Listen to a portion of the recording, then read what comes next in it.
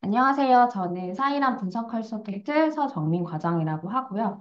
이번에 있을 이제 웨비나에서 첫 번째 세션과 두 번째 세션에 대해서 뉴스 데이터 컬렉터에 대해서 소개시켜 드리도록 하겠습니다. 네, 뉴스데이터 컬렉터 플러스 웨비나에서는 총 세 가지 세션으로 이루어져 있고요. 첫 번째 세션에서는 저희 뉴스데이터 컬렉터 플러스에 대해서 소개를 시켜드리고, 요 두 번째 세션에서는 뉴스데이터 컬렉터 플러스를 시연할 예정입니다. 그리고 마지막 세 번째 세션에서는 뉴스데이터 컬렉터 플러스를 활용한 분석 사례에 대해서 설명을 두 가지 사례에 대해서 설명을 드릴 거예요. 그래서 첫 번째는 2024년 미국 대선 AI 분석 리포트 보여드릴 예정이고, 두 번째 사례로 이제 비상 계엄 사태에 대한 AI 분석 리포트를 보여드릴 예정입니다. 첫 번째 세션인 뉴스데이터 컬렉터 플러스를 소개시켜 드릴게요. 네, 뉴스데이터 컬렉터 플러스는 국내 주요 언론사의 뉴스를 수집해서 관심 이슈의 트렌드와 영향력을 파악할 수 있는 솔루션이라고 생각하시면 됩니다. 넷마이너의 이스텐션 형태로 제공해 드리고 있고요. 뉴스데이터 컬렉터 플러스를 사용하셔서 온라인 뉴스 데이터를 수집하시고 이 데이터를 넷마이너에서 분석하실 수 있도록 형태소 분석과 데이터 구조화가 가능합니다. 그리고 또 이번에 새롭게 업데이트된 기능으로 AI 분석 리포트 기능이 새로 생성되어 있는데요. 이 기능을 이용해서 분석을 자동으로 수행하시고 그 결과를 챗GPT의 도움을 받아서 분석 결과를 해석하신 다음에 분석 리포트로 생성하게 되는 기능입니다. 네, 그래서 지금 클릭 몇 번만으로 쉽고 빠르게 뉴스 데이터 수집이 가능해졌고요. 그리고 자동화된 텍스트 프로세스에 따른 분석 결과, AI 해석을 담은 AI 분석 리포트를 제공합니다. 그래서 앞에서 보신 이 데이터 구조화나 데이터 전처리, 분석 프로세스 과정이 모두 다 자동화 처리가 되기 때문에 기나긴 분석 과정에서 소모되는 비용이나 시간을 절약하실 수 있게 되었고, 또 마지막으로 누구의 도움 없이도 손쉽게 작성할 수 있는 분석 보고서를 얻게 되는 기능을 네, 현재 추가해서 제공해 드리고 있습니다. 네, 뉴스데이터 컬렉터 플러스에서는 총 9개 언론사의 데이터 수집이 가능하고요. 5개의 신문사와 3개 방송사의 온라인 뉴스 사이트에서 해당하는 뉴스를 웹크롤링 기술을 이용해서 데이터 수집을 하게 되어 있습니다. 뉴스데이터 컬렉터 플러스를 이용하시면 노코드 방식으로 온라인 뉴스 데이터를 수집하신 다음에 즉시 텍스트 데이터 처리나 네트워크 분석을 수행하실 수가 있어요. 그래서 첫 번째로 API나 웹크롤링에 대한 사전 지식이 없으셔도 단순히 검색어 입력과 클릭만으로 온라인 뉴스 데이터 수집이 가능합니다. 또 편리한 데이터 전처리와 네트워크 구조화 기능을 갖추고 있기 때문에 원하는 주제나 키워드 등을 기반으로 하셔서 클릭만으로 네트워크 분석이 가능한 형태로 데이터를 구조화해서 넷마이너 자체에서 분석을 수행하실 수 있게 됩니다. 또 텍스트 데이터 수집과 고급 융합 분석을 동시에 할 수 있는 통합 솔루션으로 제공을 해드리고 있고요. 자연어 처리 기술을 활용해서 핵심 키워드를 추출한다든지 토픽 모델링을 한다든지 텍스트 네트워크 분석을 한다든지 넷마이너를 활용해서 다양한 분석을 가능하게 할 수 있습니다. 그래서 자동 분석 프로세스에 따른 분석 결과와 AI 해석 결과를 리포트로 확인하실 수도 있는데요. 이 기능이 바로 이번에 새롭게 추가된 AI 분석 리포트 기능입니다. 왼쪽에 보시는 이 6개의 이미지를 보시면 각각에 해당하는 이슈 분석이라든지 핵심 키워드 분석이라든지 이런 식으로 각각의 데이터를 바탕으로 어떠한 주제나 키워드들을 확인하실 수가 있고요. 그래서 저희는 총 세 가지 항목에 대해서 분석 결과와 해석을 제공을 해드리고 있습니다. 그래서 시계열 분석으로 관심 있는 키워드에 관련 뉴스 기사량의 추이를 변화를 본다든지 언론사의 보도량 추이 변화를 본다든지 그리고 핵심 키워드 분석을 이용해서 뉴스 기사에 등장한 단어를 추출하고 단어 간의 텍스트 네트워크를 형성하신 다음에 네트워크 분석 기반의 핵심 키워드 분석이 가능합니다. 그리고 핵심 키워드별로 연관 단어 분석으로 뉴스의 기사의 세부 주제를 파악까지 가능하세요. 마지막으로 주요 이슈 분석으로는 토픽 모델링을 통해서 뉴스의 주제 분류와 주요 이슈 파악이 가능하고요. 분석 결과를 이용해서 이슈의 트렌드의 상세 분석이 가능해집니다. 그리고 토픽의 중요도 분석이나 언론사별 토픽 비중, 그리고 토픽별 단어 네트워크 생성과 핵심 키워드 파악으로 각각의 토픽에 대한 상세 내용도 파악을 할 수가 있습니다. 네. 단순히 AI 리포트를 받기만 해서는 그 활용성이 낮아서 크게 세 가지 활용에 대해서 설명을 드릴 건데요. 첫 번째로 공공정책에 대한 뉴스 데이터 기반의 사회적인 반응이나 동향을 분석해서 그리고 또 사회적 이슈나 공공 정책에 대한 텍스트 분석으로 학술 연구의 방향 설계가 가능하시겠죠. 그리고 AI 리포트 자체가 키워드를 하나씩 하나씩 넣어서 만들다 보면 여러 키워드 간의 비교 분석이 가능하므로 정책 연구나 학술적 활용에 활용하실 수도 있습니다. 그리고 또 시장의 동향과 경쟁사 분석을 위해서 산업의 최신 데이터를 수집하고 트렌드를 자동 분석하니까 이제 시장의 변화와 기회를 포착하는 데 유리하실 거고 제품의 서비스에 대한 시장의 반응 빠르게 파악해서 브랜드 이미지 개선을 위한 사전 자료로 활용하실 수도 있습니다. 또한 마지막으로 산업 분야의 트렌드 파악을 위한 내부 보고 자료로 활용을 하실 수도 있고요. 그리고 이제 미디어의 주요 이슈나 핫 트렌드를 식별한다든지 저희가 AI 리포트 자체가 편집이 용이한 상태로 제공이 됩니다. 그러니까 이용자별로 맞춤형 뉴스레터나 주간 요약 리포트 등으로 개선해서 산업 분야별의 콘텐츠 제작을 위한 기초 자료로 활용하실 수 있습니다. 마지막으로 AI 리포트 생성에서 끝나지 않고 저희가 분석 결과와의 NMF 파일과 엑셀 파일 그리고 이미지 파일을 다 함께 저장을 하는 것으로 AI 분석 리포트 기능을 제공하고 있고요. 그렇게 되면 이제 토픽 분석 결과를 활용해서 언론사별로 비교를 한다든지 토픽 클러스터를 분석한다든지 토픽과 언론사 간 유사도를 분석한다든지 아니면 토픽별로 키워드 네트워크를 분석한다든지 해서 넷마이너로 심화 분석이 가능해집니다. 그리고 키워드 네트워크 자체도 이제 생성한 뒤에 한 번 더 활용하실 수도 있어요. 그래서 저희가 제공해드리는 핵심 키워드 분석 방법 외에 더 다양한 중시성 분석이 가능하고 키워드 네트워크 내에서의 클러스터를 파악해 보시는 거예요. 그래서 잘 알고 계시는 응집 그룹 분석 중에 커뮤니티 분석 등을 활용해서 응집 그룹이 추출하신다든지 아니면 구조적 등위성 분석으로 클러스터를 파악하실 수도 있죠. 혹은 텍스트 네트워크 내에서 구조적 공백 분석을 통해서 좀 구조적 공백이 어디 키워드 간에 있는지도 확인하실 수가 있습니다. 네, 여기까지 제가 좀 빠르게 뉴스 데이터 컬렉터에서 대해 소개를 시켜드렸고요. 이제부터는 뉴스 데이터 컬렉터를 한번 보여드리면서 다시 한번 설명을 해드릴게요.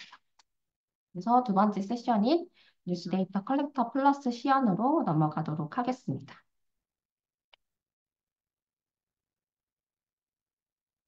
뉴스데이터 컬렉터 플러스를 이용을 하기 위해서는 먼저 넷마이너를 실행을 해주셔야 되고요.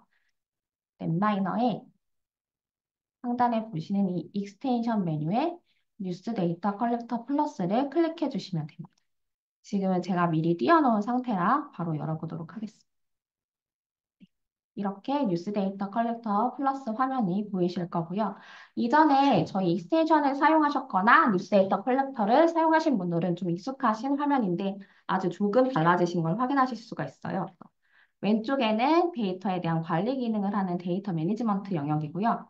오른쪽은 데이터를 수집하고 AI 분석 리포트 기능을 활용할 수 있는 컬렉터와 그리고 분석 화면으로 되어 있습니다.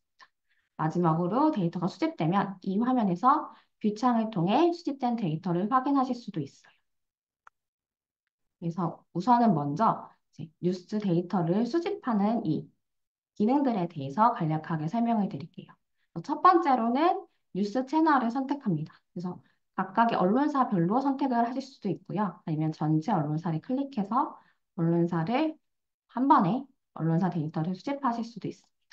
그리고 검색어에는 자기가 원하는 키워드를 입력하시고 그에 관한 각각의 언론사 사이트에서 제목과 본문에 해당 키워드가 출연한 뉴스 데이터를 수집하시는 거예요. 저희는 오늘 CES 2025라는 CES 관련 뉴스 데이터를 한번 수집해 볼게요. 검색어를 입력을 해주시면 되고요. 수집 기간을 이용해서 전체 데이터를 수집하시거나 특정 기간에 대한 데이터를 수집해 주시면 됩니다. 기간 입력을 이용을 해서 저희는 CES 기간 동안 보도된 언론 데이터를 수집해 보도록 할게요. 그래서 1월 7일부터 1월 11일까지로 특정 기간에 대해서 입력을 해주시면 되고요. 정렬은 저희가 뉴스 데이터를 검색했을 때 이 기사들의 순서를 지정을 하는 겁니다. 그래서 검색 순을 봤을 때 최신 순으로 하면은 이제 가장 최근의 뉴스부터 첫 번째로 수집이 되겠죠. 혹은 관련도 순으로 바뀌게 되면 이제 웹사이트에서 검색하실 때도 보시듯이 최신 순이 아니라 관련성이 높은 기사 순으로 데이터를 수집하게 됩니다. 최신과 관련도 순 모두 저희가 정렬을 하는 게 아니고 언론사 뉴스 사이트 내에 있는 정렬 순을 따라서 그대로 수집해 오게 됩니다. 저희는 최신 순으로 수집해 볼게요. 채널별 기사 수는 각각의 뉴스 언론사별로 최대 몇 건의 기사를 수집할 건지. 그러니까 저희는 만약에 100개라고 입력을 하셨으면 각 언론사마다 이때의 이 기간에 음, 최대한 200개 정도의 기사가 보도되었다. 그러면 저희는 최대 기사 수가 100건이니까 그중에서 900건의 기사만 최신 순으로 수집을 하시게 되는 거예요. 그래서 100개로 그대로 입력을 하도록 하겠습니다. 그리고 전문 수집 같은 경우에는 저희가 기사의 일부만 가져와서 빠르게 수집하던지 아니면 오래 걸려도 전체의 문서를 수집하게 되어 있습니다. 그래서 일부만 가져와서 수집할 때는 검색한 결과에서 보이는 그 리스트 화면에 있는 요약된 본문 내용들을 수집을 하고요. 전문 수집을 할 때에는 각각에 해당하는 기사를 클릭을 해서 해당하는 기사 내용의 전체 내용을 수집한다고 생각하시면 됩니다. 이때 요약 수집, 일부 수집과 전문 수집마다 수집되는 그 컬럼의 값들이 좀 다를 수가 있습니다. 그래서 예를 들어서 전문 수집에서는 기자명이 수집됐는데 요약 수집에서는 기자명이 수집되지 않을 수가 있고요. 이러한 차이점들은 저희가 상단에 보이는 이 헬프 오픈 매뉴얼을 열어보시면 저희 매뉴얼 내에서 이 내용에 대해서 상세히 설명하고 있으니 나중에 참고해 보시기 바랍니다. 그래서 저희는 지금 시연을 보여드리는 거니까 일부만 빠르게 수집을 하도록 할게요. 그리고 마지막으로 AI 분석 리포트, 데이터 처리 분석 기능에서 저희가 세 가지 옵션을 제공을 해드려요. 그래서 여기서 데이터 수집만 할 건지, 혹은 이미 수집된 데이터의 분석 리포트를 볼 건지, 아니면 데이터 수집과 분석 리포트까지 한 번에 확인을 하실 건지 선택하실 수가 있습니다. 지금은 데이터 수집만 한번 진행을 해보도록 할게요. 데이터 수집만 할 경우를 선택하시고 데이터 수집 버튼을 클릭하시면 이렇게 넷마이너의 뉴스 데이터 컬렉터 플러스가 온라인 뉴스 사이트에서 데이터를 수집해 옵니다. 이렇게 보시면 이 데이터셋을 클릭해 보시면 오른쪽에서 각각의 수집된 데이터들을 확인하실 수가 있고요. 저희가 이거 좀 화면을 키워보도록 할게요. 그래서 제목과 본문, 그리고 기자, 날짜, 그리고 카테고리 섹션, 해당 기사의 URL, 그리고 어떤 언론사에서 수집했는지를 확인하실 수가 있습니다. 이렇게 데이터를 하나씩 클릭해 보시면 해당하는 데이터의 원문 URL로 자동으로 이동하게 됩니다.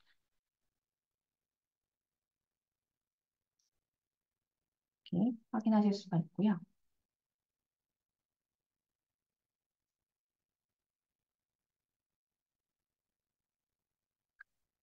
이제 여기 상단에 보시면 쿼리 기능으로 저희가 데이터 필터링도 가능하세요.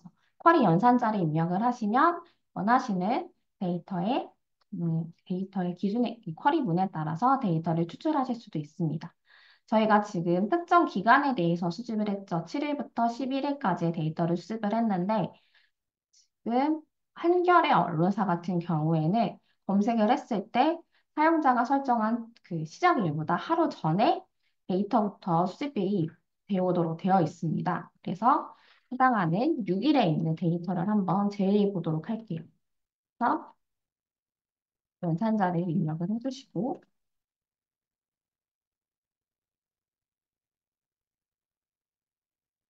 2025년 1월 7일 이상의 데이터만 가지고 오겠다라는 연산자를 입력을 했고요.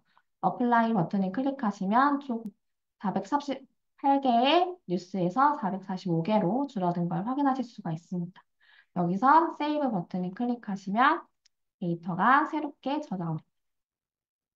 그래서 총 445건의 데이터를 확인하실 수가 있고 여기서 각 컬럼명을 오름차순한다든지 내림차순한다든지 변경하실 수가 있고요.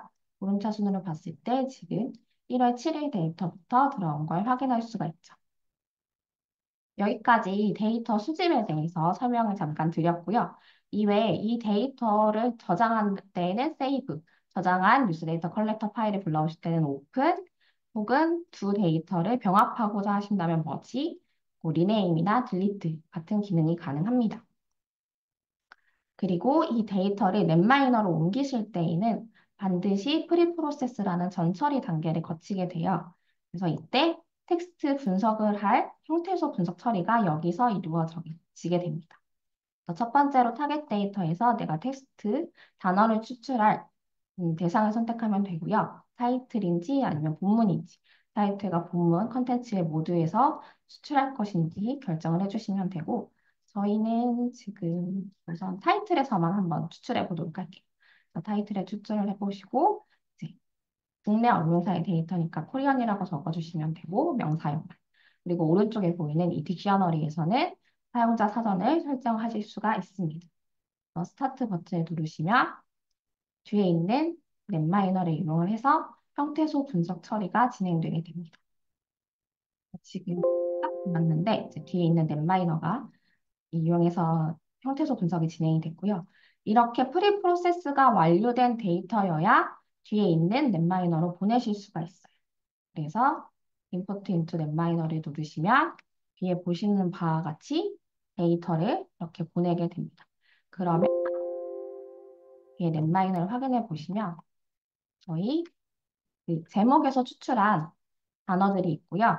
그리고 뉴스 데이터, 그리고 단어와 뉴스 간의 네트워크 구조로 자동으로 변환이 되었고, 각 단어의 뉴스 내에서의 중요도를 나타내는 TF-IDF 값도 같이 주게 됩니다.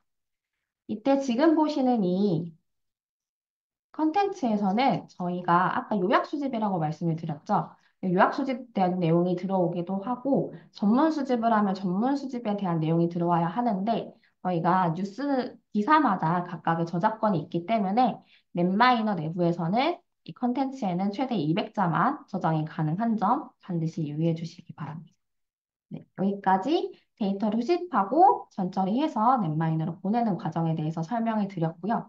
이번에는 AI 분석 리포트 기능에 대해서 설명을 해드릴게요. 그래서 뉴스 데이터 컬렉터에서 지금 데이터 처리 분석에서 이미 수집된 데이터의 분석 리포트를 본다든지 데이터 수집과 분석 리포트를 한 번에 확인한다든지 이 두 가지 기능을 이용하실 때는 AI 분석 리포트 기능을 사용하시게 되는 거고요. 저희는 이미 수집된 데이터가 있으니까 두 번째 이미 수집된 데이터에서 분석 리포트를 볼게요를 선택을 합니다.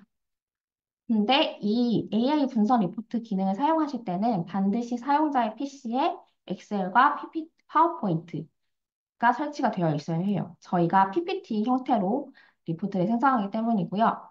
또 오픈 API에 키를 추가해 주셔야 됩니다. 유료 오픈 AI를 구매해 주셔야 이제 내부에서 챗GPT로 이 분석 결과를 보내서 해석을 얻어 오실 수가 있어요. 그래서 API 키를 추가해 주실 때에는 이렇게 오픈AI API라고 검색하시면 바로 오픈AI API 사이트로 가시고요. 여기서 로그인 버튼을 누르시면 이제 로그인이 가능합니다. 미리 가입하신 분들은 로그인을 바로바로 해주시면 되고 저는 이미 로그인을 한 사이트로 보여드릴게요. 로그인을 하시면 이런 식으로 이 오픈AI의 디벨로퍼 페이지로 이동을 하게 되고 여기서 대시보드를 가셔서 왼쪽에 보시는 API 키즈에서 API 키를 새롭게 발급받아 주시면 됩니다. 상단에 Create New 시크릿 키를 누르시면 지금 API 키를 생성하실 수가 있고요. 어떤 이름으로 생성하실지를 선택해 주시면 돼요. 저희는 그냥 뉴스라고 입력을 할게요. 이렇게 해서 Create 시크릿 키를 누르시면 새로운 API 키를 발급을 하고요. 이때 반드시 미리 카피를 해주신 다음에 메모장에 이 키를 복사해 주시고 나중에 사용을 하셔야 됩니다. 맨 처음에만 보여주기 때문에 반드시 카피하셔서 복사를 해주셔야 하고요. 런을 누르시면 이렇게 제가 아까 새롭게 추가한 API 키가 보이실 거예요. 그리고 이건 유료 API 키로 이용을 해주셔야 하기 때문에 유료 결제를 해주셔야 됩니다. 그럴 때에는 플레이그라운드 그 사용자의 프로파일에 가셔서 빌링에 페이먼트 메소드로 결제하실 카드를 등록을 해주시면 되고요. 각 빌링 사이트를 보시면 이제 최초에는 아마 10달러가 먼저 결제가 되실 거고 이 10달러를 초과하실 때에는 초과한 양만큼의 이제 금액이 부과가 되기 시작합니다. 그래서 저희 뉴스데이터 컬렉터 같은 경우에는 최소 0.08달러에서 최대 0.16달러까지 부과가 되고 이때 토픽 수가 많으면 많을수록 부과량이 많은 점 확인해 주시면 될 것 같습니다. 그래서 지금 저희가 이 메모장에 저장한 이 API 키를 뉴스데이터 컬렉터에 그대로 등록을 해주시면 됩니다. 그래서 파일, 리퍼런스 메뉴에서 아까 복사한 키를 붙여넣기 해주시고 애들을 누르시면 이렇게 키가 새롭게 복사가 됩니다. 이렇게 키를 등록해 주신 다음에 리포트 생성을 누르시면 바로 리포트가 생성이 되고요. 리포트 생성 전에 설정 버튼을 클릭하셔서 분석에 대한 일부 옵션을 설정하실 수가 있어요. 아까 타겟 데이터를 지정했듯이 어떤 텍스트 데이터를 대상으로 데이터를 추출할 건지, 단어를 추출할 건지 설정하실 수가 있고, 사용자 파일, 사전 파일 위치에서 열어보시면 저희가 미리 제공해드린 이 사전 파일들이 설치가 됩니다. 이때 모든 데이터가 같은 사전을 이용할 수는 없잖아요. 그래서 이 데이터를 반드시 확인해 보시고 수정을 해주셔야 하는데요. 네, 이 파일을 함께 설치가 됐기 때문에 C 드라이브에 보통 설치가 되실 거예요. 그래서 다른 폴더로 한 번씩 데이터를 옮기셔서 파일을 여시고 데이터를 이렇게 수정을 하나하나씩 사전을 입력을 해주시면 됩니다. 저희는 여기서 양자 컴퓨터라는 단어만 한번 추가해 보도록 할게요. 그래서 세이브 버튼을 누르시고 이 사전을 그대로 복사해서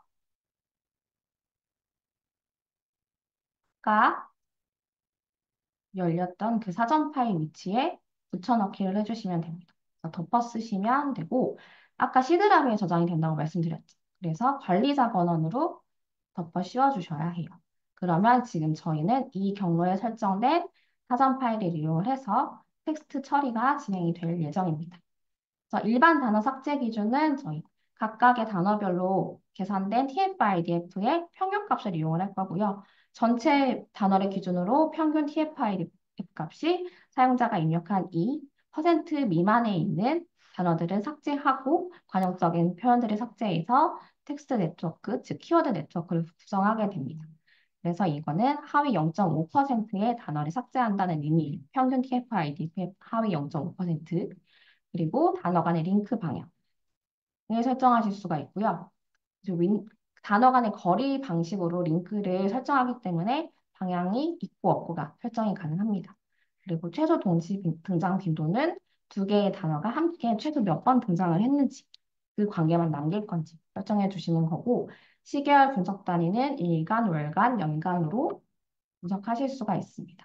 그리고 최저 토픽 모델 탐색을 위한 토픽 수 범위는 최대 30개까지 입력이 가능하세요. 그래서 각각의 토픽을 5개일 때, 6개일 때, 7개, 8개, 30개까지 다 한 번씩 토픽 모델링을 수행을 하고 그 모델에 대한 코헤런스 값을 계산을 해서 그 최적의 가장 높은 코헤런스 값을 가진 최적의 토픽 수를 해당하는 결과들을 이용해서 토픽 모델링을 한 번 더 수행하게 됩니다. 저희는 6이라고 한번 입력을 해볼게요. 그리고 리포트와 분석 결과를 어디에 저장할지 파일 위치를 저장해 주시면 돼요. 그래서 저장 버튼을 누르시고 지금 데이터를 이미 선택했고 이미 수집된 데이터의 분석 리포트를 볼 거고 이거에 대해서 분석 옵션을 이미 설정하셨죠. 그 다음에 리포트 생성 버튼을 누르시면 이런 식으로 리포트 생성에 대한 안내 메시지가 뜨고요. OK 버튼을 누르시면 저희가 데이터를 선택할 때 어떤 키워드를 중심으로 데이터를 수집했는지를 입력하게 되어 있습니다. 이 데이터는 모든 뉴스에 등장하는 단어이기 때문에 일반적으로 제거해 주시는 단어고요. 그리고 챗GPT한테 이거를 배경 정보로 이용하게 합니다. 저희는 CS2025라는 단어를 입력을 해볼게요. OK 버튼을 누르시고 하면 이제 넷마이너를 불러와서 뒤에 있는 넷마이너로 입력을 시작하게 됩니다. 그래서 지금 넷마이너로 데이터를 보내는 과정이고요. 이제 이렇게 해서 넷마이너에서 분석이 진행이 될 거예요. 저희가 시간상 미리 생성된 리포트를 한번 먼저 보여드릴게요.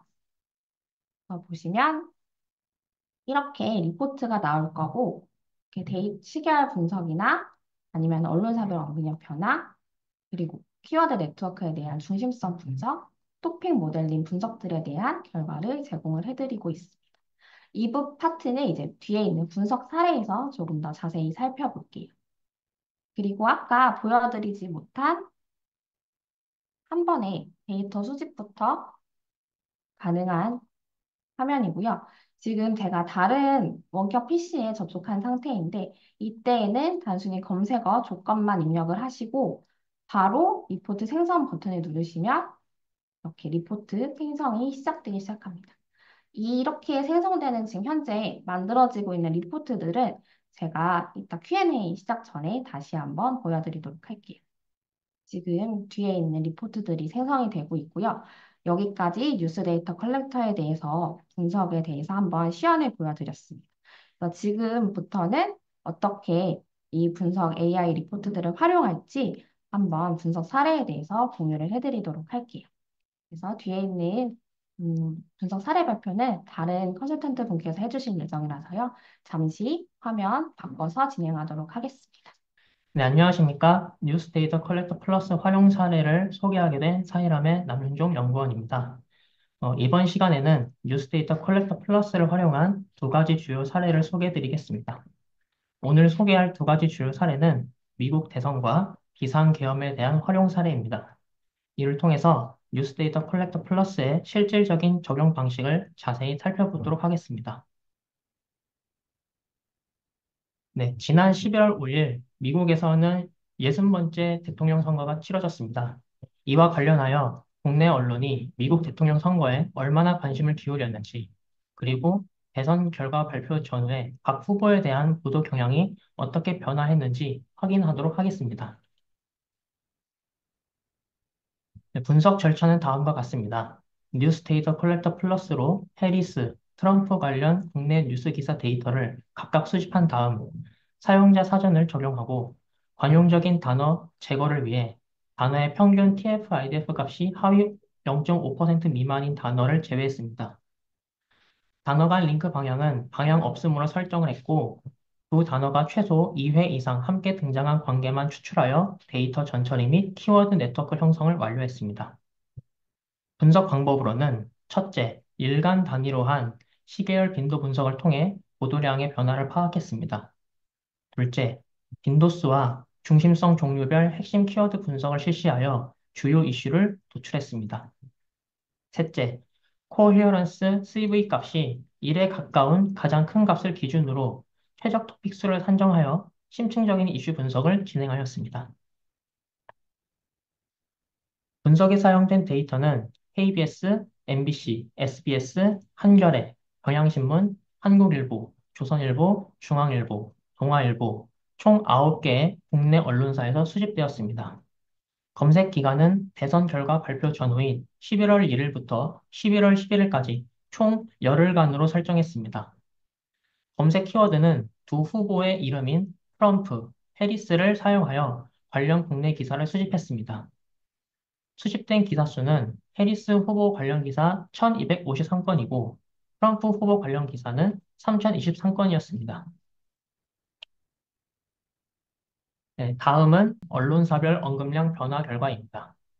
해리스 관련 기사는 2024년 11월 6일에 SBS에서 96건으로 하루 최대 보도량을 기록했습니다. 전체 기간 동안 가장 많이 보도한 언론사 역시 SBS로 총 262건의 기사를 보도했습니다.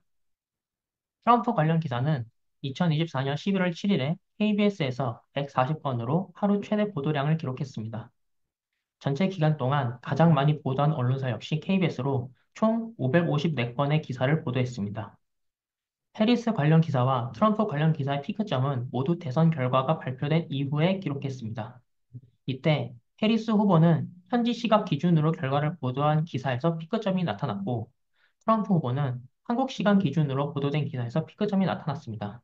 이로 인해 두 후보의 피크점은 하루 간격의 차이를 보였습니다. 네, 다음은 중심성 분석 동료별 상위 20개 키워드 결과입니다. 표 아래에 있는 분석 결과는 AI가 작성한 분석 결과 중 일부를 발췌했습니다. 먼저 해리스 관련 기사에서의 결과입니다. 조 바이든 키워드는 모든 네트워크 분석 지표에서 높은 순위를 차지한 것을 확인하실 수 있습니다. 바이든 대통령의 중도 사퇴로 인해 해리스 후보가 민주당 대통령 후보로 본선에 진출했지만 여전히 바이든 대통령의 영향력에서 크게 벗어나지 못하고 있음을 보여주고 있습니다. 펜실베니아와 유권자 키워드는 등장 기사 수와 연결 중심성에서 높은 순위를 기록했고, 가중치가 반영된 연결 중심성에서는 노스캐롤라이나, 조지아, 위스콘신, 애리조나주 키워드가 높은 순위를 기록했습니다. 이는 핵심 경합주에서의 유권자 선택이 해리스 후보의 승패를 결정짓는 중요한 요소라는 것을 시사하고 있습니다. 네, 다음은 해리스 관련 기사에서의 주요 키워드가 연관 네트워크 맵 시각화 결과입니다. 노드의 크기는 연결 중심성으로 설정했습니다. 앞서 확인한 펜실베니아, 노스캐롤라이나 등의 경합주 지역의 결과가 해리스 후보에게 중요하다는 내용을 다룬 기사뿐만 아니라 한미동맹, 정책, 영향력 등의 키워드의 연결 중심성이 크고 다른 단어와 함께 많이 등장한 것으로 보아 해리스 후보가 한미동맹에 대해 어떤 입장을 가지고 있는지에 초점을 맞춘 기사들이 다수 존재함을 알 수 있습니다. 네, 다음은 트럼프 관련 기사에서의 중심성 분석 종류별 상위 20개 키워드 결과입니다.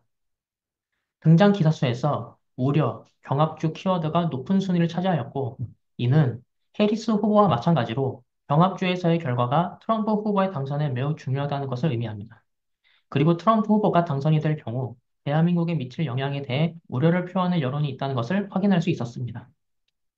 연결 중심성, 가중치를 반영한 연결 중심성, 매개 중심성에서 북한, 러시아, 전쟁 키워드가 높은 순위를 차지하였고, 이를 통해 북한군의 참전으로 지속되고 있는 러시아 우크라이나 전쟁에 대한 트럼프 후보의 입장을 중요하게 다뤘음을 시사합니다. 또한 바이든 키워드가 매개 중심성에서 높은 순위를 차지했습니다. 이는 트럼프 후보가 바이든 정부를 향한 비판적인 발언을 한 내용이 강조되고 있음을 알 수 있습니다. 다음은 트럼프 관련 기사에서의 주요 키워드 간 연관 네트워크 맵 시각화 결과입니다. 기업, 관세, 대비, 반도체, 우려 등의 키워드의 연결 중심성이 크고 다른 단어와 함께 많이 등장한 것을 통해 트럼프 후보가 당선될 경우 트럼프 정책이 향후 대한민국 반도체 산업과 기업에 미칠 영향에 대해 우려를 표하는 내용의 기사가 많다는 것을 시사합니다. 다음은 연관 단어 네트워크 맵과 연관 단어 상위 10개 결과입니다. 그중 해리스 관련 기사에서 연결 중심성 값이 높은 순위를 차지한 단어 중 하나인 유권자 키워드 네트워크 맵과 유권자 키워드와의 상위 10개의 연관 단어 결과입니다. 유권자와 연결된 남성, 불만감, 인종주의, 노동시장 등의 연관 단어들을 통해 해리스 후보가 남성 유권자들의 지지를 회복하기 위해 이들을 겨냥한 노동정책을 제시했다는 것과 트럼프 후보가 해리스 후보를 향해 인종주의 발언으로 공격을 한 것에 대해 거부감과 불만감을 표시했다는 것을 알 수 있습니다. 다음은 트럼프 관련 기사에서의 키워드 중 연결 중심성 값이 높았던 기업 키워드 연관 단어 네트워크 맵과 기업 키워드의 연관 단어 상위 10개 결과입니다. 기업과 연결된 반도체, 투자, 보조금 등의 연관 단어들을 통해 트럼프 후보는 반도체 산업에서 경쟁력을 확보하기 위해서는 자국 내 생산을 확대하고 해외 의존도를 줄이는 정책의 필요성을 느꼈고, 따라서 보조금 정책에 반대하고 관세를 높게 부과하는 보호무역주의를 강화하려는 공약을 내놓자 국내 기업들은 이에 대한 우려의 목소리를 내고 있다는 것을 알 수 있습니다. 다음은 각 후보 관련 기사의 주요 토픽을 시각화로 나타낸 결과입니다. 해리스 후보는 대표소, 조 바이든, 금리, 총 3개의 토픽으로 구성되었다는 결과를 나타냈습니다. 이 중 개표소 토픽이 61.61%로 가장 많은 토픽 비중을 차지했습니다.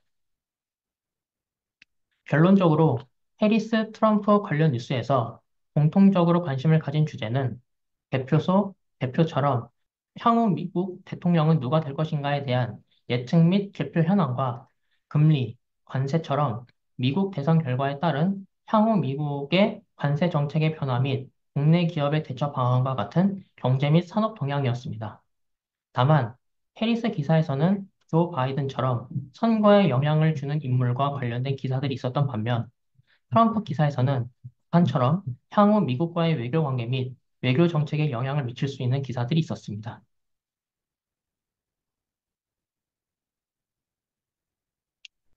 네, 다음은 각 후보의 언론사별 토픽 비중을 시각화로 나타낸 결과입니다. 모든 언론사에서 개표소, 개표처럼 개표 현황 및 개표 결과를 다룬 내용의 기사들이 가장 많은 비중을 차지한 것을 확인할 수 있었습니다.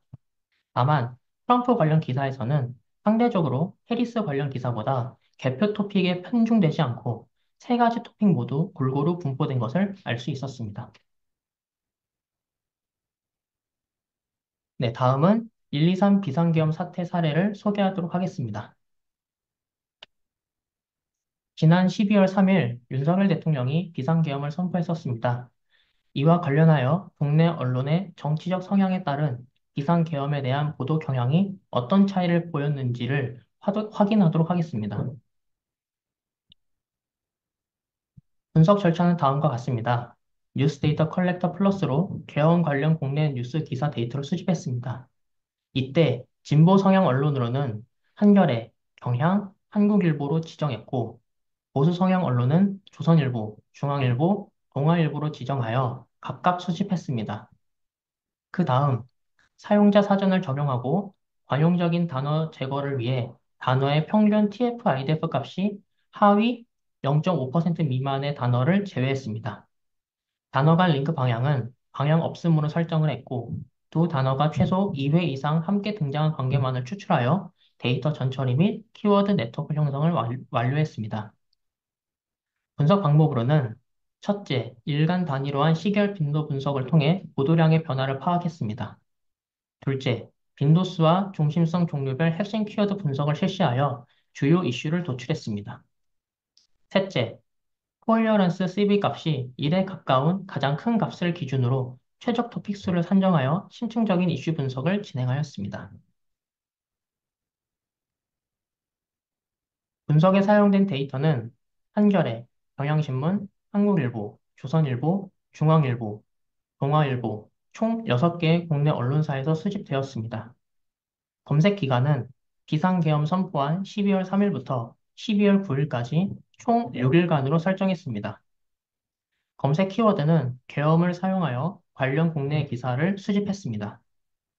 수집된 기사 수는 진보 성향 언론사에서는 2,582건, 보수 성향 언론사에서는 2,249건이었습니다.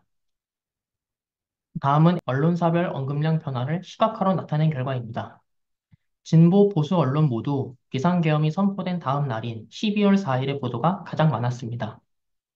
진보 언론에서는 2024년 12월 4일에 경향신문에서 380건으로 하루 최대 보도량을 기록했습니다.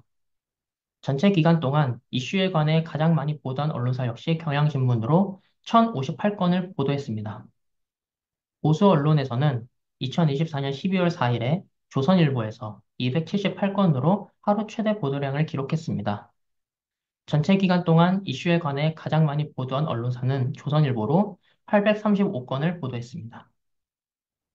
다음은 중심성 분석 종류별 상위 20개 키워드 결과입니다. 먼저 진보 언론 관련 기사에서의 결과입니다.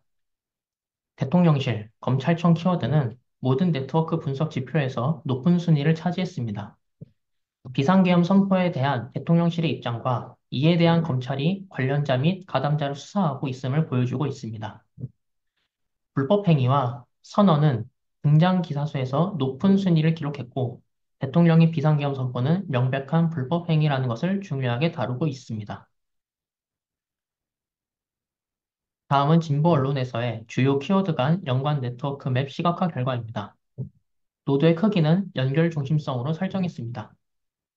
대통령실, 검찰청, 지휘, 불법행위, 반란군 등의 키워드가 연결 중심성이 크고 다른 단어와 함께 많이 등장한 것으로 보아 이는 대통령 지휘하에 군대가 동원되었고 이러한 불법행위에 대해 고발이 되었으며 비상계엄에 가담한 자들에 대한 소환 조사가 이루어지고 있고 권력에 대한 검찰의 수사도 이루어질 수 있음을 시사합니다.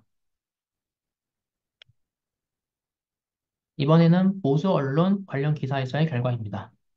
후폭풍, 금지명령, 범죄 등 키워드는 등장 기사 수에서 높은 순위를 차지했습니다. 비상계엄 선포로 인해 대통령이 헌정사상 최초로 출국 금지가 되고 범죄 혐의를 받게 되어 대통령실과 여당에 후폭풍이 밀려오고 있음을 보여주고 있습니다.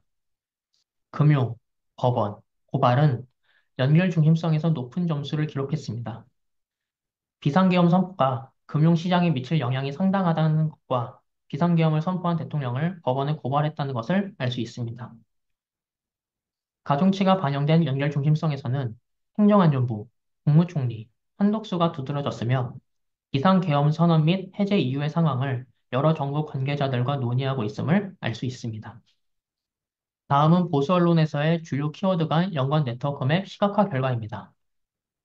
중앙부에는 부정부패, 금지명령, 금융, 범죄, 가담자 등의 키워드가 연결 중심성이 크고 다른 단어와 함께 많이 등장한 것으로 보아 비상계엄으로 인한 범죄 행위로 인해 대통령이 고발당하고 고위공직자 범죄수사처로부터 수사를 받을 처지에 놓였고 대한민국 외교와 환율 및 금융시장에 부정적인 영향을 미치고 있음을 시사합니다. 다음은 언론사의 정치적 성향별 주요 토픽을 시각화로 나타낸 결과입니다. 진보 언론은 당대표, 미국, 선거관리위원회, 선언, 의대, 검찰청, 금융, 총 7개 토픽으로 구성되었다는 결과를 나타냈습니다. 이 중 당대표 토픽이 25.76%로 가장 많은 비중을 차지했습니다. 보수 언론은 당론, 교수회, 촛불, 선거관리위원회, 금융, 고위공직자범죄수사처, 영화계 총 7개의 토픽으로 구성되었다는 결과를 보였습니다.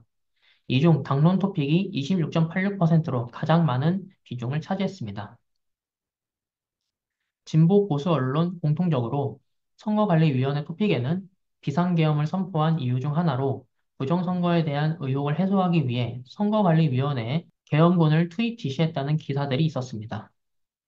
금융 토픽에는 비상계엄 선포로 인해 원달러 환율이 1,430원을 육박하고 주가가 폭락하는 등 증시가 요동침으로 인해 경제 수장들이 긴급 회의에 나섰고 무제한 유동성 공급을 하는 등 여러 조치를 취하고 있다는 기사들이 있었습니다. 검찰청 토픽과 고위공직자범죄수사처 토픽에서는 비상계엄 가담자에 대한 소환 조사를 실시한 내용과 대통령에 대한 출국 금지 신청 및 검찰, 경찰에 비상계엄 선포 사건 이첩 요청을 했다는 기사들로 구성되었습니다. 다만 진보 언론에서의 당대표 토픽에는 더불어민주당 이재명 대표와 국민의힘 한동훈 대표가 대통령의 비상계엄에 대한 입장 표명을 한 내용 위주의 기사들이 있었던 반면 보수 언론의 당론 토픽에는 국민의힘이 대통령 탄핵에 대해 반대 입장을 당론으로 정한 기사들 위주로 구성되었습니다. 또한 진보 언론사의 미국 토픽과 의대 토픽에는 대미 관계에 미치는 영향 및 북한의 반응과 의대 증원 반대와 같이 향후 국내외 정책에 부정적인 영향을 미치고 있는 내용의 기사들이 있었던 반면 보수 언론사에서는 교수회, 촛불, 영화계 토픽처럼 국민들의 시위와 사회 각계각층의 비상계엄 선포를 규탄한다는 성명문을 발표했다는 기사들로 구성됨으로써 국민 여론의 부정적인 시각을 보여주고 있었습니다. 다음은 각 후보의 언론사별 토픽 비중을 시각화로 나타낸 결과입니다. 진보 성향 언론에서는 모두 당대표 토픽이 가장 큰 비중을 차지했으며 한겨레가 27.22%로 가장 높았습니다. 미국 토픽에서는 한국일보가 16.22%로 가장 큰 비중을 보였고 선거관리위원회 토픽 또한 한국일보가 17.95%로 가장 높은 비중을 차지했습니다. 반면 보수 성향 언론사는 주요 토픽의 비중이 언론사별로 상이하게 나타났습니다. 조선일보는 촛불 토픽이 24.55%로 가장 높은 비중을 기록했으며, 동아일보 34.6, 중앙일보 31.2%는 각각 당론 토픽에서 가장 큰 비중을 보였습니다. 다음은 언론사의 정치적 성향별 토픽과 연관된 단어 상위 10개를 나타낸 결과입니다. 진보 언론과 보수 언론 공통적으로 선거관리위원회 토픽이 있었습니다. 따라서 선거관리위원회 토픽의 연관 단어에 대해 살펴보겠습니다. 진보 성향 언론사에서는 지휘, 선거관리위원회, 대통령실, 작전, 키워드가 높은 연관 단어 수를 보였습니다. 이는 대통령실에서 계엄군을 선거관리위원회에 진입시킨 작전에 대한 보도 내용임을 알 수 있습니다. 보수 성향 언론사에서는 선거관리위원회, 합동참모본부, 작전, 부정부패 키워드가 핵심으로 나타난 것으로 볼 때 진보 언론 뉴스와 유사한 내용임을 알 수 있습니다.